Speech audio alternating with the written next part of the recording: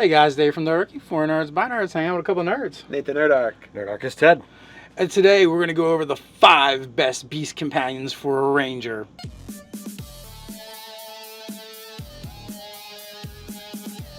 want to start this video by thanking Jim Hammer and Sons Gaming and their current Kickstarter, the Compendium of Wild Beasts, which is now going on and you can check out for sponsoring this video. Stay tuned to the end to find out how you can win these decks of cards, where we're going to talk about our favorite must-have top 5 beast companions if you're the ranger. So this is for 5th edition. So we poured through the monster manual and the Compendium of Wild Beasts that Jim Hammer sent us to take a look at. And we pulled out what we feel are the 5 best in your monster manual companions for your ranger. Right. We didn't go with any of the other ones that are actually in these decks that you could possibly use because they're not official for Adventure League, but we went with our favorites. So, top of my list, flying snakes. Flying snakes are awesome. Normally they have junk for hit points, but when you have a Ranger Beastmaster, they like more than double their hit points to start. And they only do a point of damage, but they do 3d4 extra poison damage. No save. Yep, no save. Yeah, it is literally probably one of the hardest hitting beast companions. But in addition to that, wait, there's more. Oh, that's right. It also has a flyby attack in which it can fly to the thing that's going to attack it, and then fly away and not get any opportunity attacks. Because it's got a flight of 60. Yeah, so it is like, whoosh, you could be firing a bow or some other rangery thing, and it can fly off your shoulder, bite, and fly back. No way, dude. Totally False of Doom style and shoot the flying snake. I give them a slight perilous poisoning, so they're like... Yeah, I mean, it's perfect for pairing up with the rogue in the party, or if your ranger has rogue levels, he's going to be able to get his sneak attack in. There's a lot of good uses for it. Also, beast companions can be a little squishy, so he can get in, he can get out, or maybe he gets in, does the help action, gets out. You know, however you want to run it, it's going to be super effective. Absolutely. So what do you have on the top of your charts there, Dave? The giant crab. The giant crab is a total badass. It is the tank of beast companions. On land or sea, this is the one for you. I totally want to play a small ranger now that totally land surfs and water surfs this thing everywhere.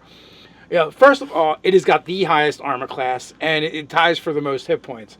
Granted, past 3rd level, it's not going to matter unless you go with the revised ranger, then it gets better.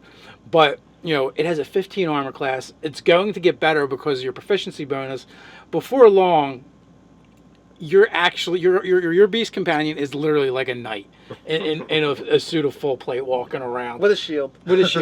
It gets blind sight at a distance, unlike the flying snake or some of the other ones. I believe it's like 30 feet. It gets a claw attack that it can grapple with. It can totally grab your ass and drown you if it needs to. And this is a crab the size of a person, so I mean this is pretty big. It is pretty big. You know, and completely amphibious, can breathe in air, can breathe in water, has a swim speed. These guys are really cool. They are cool. But you don't want to discount the giant wolf spider, and we've actually seen this one in use in your game that the goblins occasionally ride, and this is a mount that's occasionally you mean all the time? Most of the time. But this one, it's got everything that a spider can do. It can walk up walls, it can sling webs, and it does poison damage when it bites. So this is quite a good one as well. Yeah, I can actually say that the strength of that animal companion in my game isn't actually like it being able to attack and stuff like that. It's the mobility. Because they're small characters and they use it as a mount, it having a climb speed and them being able to hop on it early, in the early levels, that was huge. They could zip all over the battlefield. They could literally move in 3 dimensions when need be. It was super useful. As a matter of fact, like the ranger would hardly ever really use it in combat for fear of it getting harmed, but they would always use it as their rapid transport. So when you've got a speed of 25 and the wolf spider's got a speed of 40, that definitely does change the mobility on the battlefield. You're like, see you later, Wood Elf. Yeah. Well, and so that brings us to our next choice, right? And that is, if you want to supersize your flying snake, and clip his wings, you're gonna go with a giant poisonous snake. Not bad. It's basically the size of a person in length, gets decent poison damage. Small people can ride it, so I think it'd be difficult to ride a snake, but it could be kind of disorienting, but I'm with Ted. I'm not so sure. I think we might be stretching the riding the snake part. if you've got motion sickness problems, avoid you're it. gonna have a bad time. Yeah, maybe it can double as a amusement ride for a small Yeah, character. it does have a swim speed, so that's nice, and it also does poison damage. Oh, so you know what? I totally disagree. Now it can be ridden in the water. It is the ultimate pool noodle. I mean, it's not as cool as surfing on a giant crab, Well, but it's not bad. But I have to say that I don't think the crab is literally swimming. Crabs walk along the bottom. Oh no, they swim. no, they've got some of them have little flipper. Yeah, they actually have as their flippers to legs, swim. yeah. All right. See, not only are we entertaining, we're educational too, The things you learn. in our own minds. So the last one on our list is probably one that a lot of people, are already well aware of because, a very famous drow has one as well, and that's the Panther. They have a decent armor class, decent mobility, decent amount of hit points, and with a pounce attack, they have the ability to attack, and if they knock the thing prone, they get a bite. And with your So- ranger only getting their beast companion only getting an attack, that's really helpful. That they have a Right. special ability. Unless you're using the revised ranger, then it goes into another territory where it's a lot better. But that being said, we're just going to use one right out of the PHB until the revised ranger gets the official treatment in a future book, hopefully.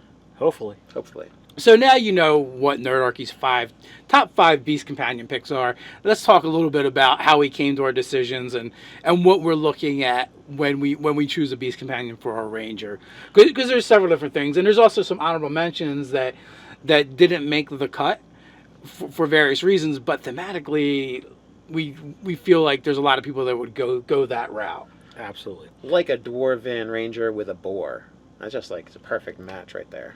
I think so. I mean, it's basically been in some of the lore. It's out there, especially riding giant boars and things like that. They're both tough and stubborn, so It seems like obviously like the wolf makes a great beast companion thematically. There's so many tropes with it. Or I could definitely see like a halfling or a gnome riding a wolf. Now the badger has actually kind of gotten less powerful throughout the editions. Before it actually had like a rage ability, so we kind of lost that one. But the badger is a pretty decent pick as well. But then the giant toad was another one that I actually really liked with its jumping ability. And again, all of these things, because you're stuck with the medium size or smaller. If you go with a medium sized animal companion and you play a halfling or a gnome, you got something that can be your mount. And I just think it'd be quite amusing to be a gnome ranger, with this giant toad that you're jumping on. Yeah, if you're a small character and you feel a little froggy, you can go with the giant toad or the giant frog. So what are some of the considerations you guys look at other than so we discussed the thematically, but what are you looking at for when you pick a beast companion? Like for me, I know when I looked at the giant crab, the thing that stood out to me the most was how versatile it is. Well, if you're going to look into the mechanics of it, you want to look at the armor class. You can avoid the hit points because unless you're going with the giant crab who starts off with a 13, that's 1 point better than what it would be if you were just a normal animal, because they get 4 times the ranger's level in hit points or its own, whichever is better. So once you get 4th level, almost every single animal that I've seen is already surpassed by what the ranger gives them. Right. Now, that being said, if you're using a revised ranger, we know that it's different because, they get bonus hit dice and stuff, and it's just way better. Yeah, obviously. Yeah, so for me, if it's got multiple attacks for the regular ranger, I would say the beast companion, companion, the ranger needs to have a decent attack. So does something like not 1d6 minus 2 or something crappy like that, but something akin to being more respectable, like the flying snake.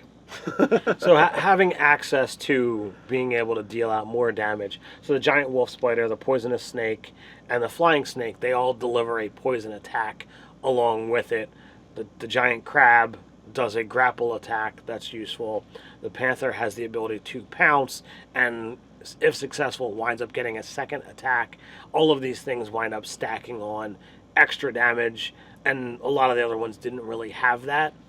But, as we talked about the armor class on some of them, armor class is incredibly important because we have such a lower degree of armor class in this edition as comparison to some earlier editions. Once you stack the Ranger's proficiency bonus to their natural AC, you can wind up getting some pretty powerful combinations like that giant crab. And sometimes the best hit point bonus is a good AC than just not getting hit. And best defense, no be there. Absolutely. Well, and the other thing too, like one of the things that kind of like pushed the snakes and like the spiders out of my top choices is the fact that a good portion of their damage comes from poison, and poison is possibly the most heavily resisted type of damage in the game. It's really close between poison and fire. Fire, yeah.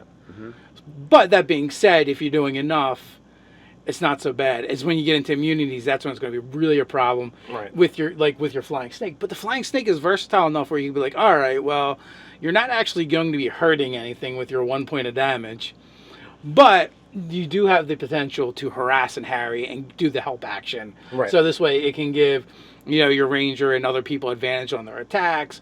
Maybe it creates that flanking situation or that adjacent enemy so that your rogue can get a sneak attack in. So that there's other useful things too.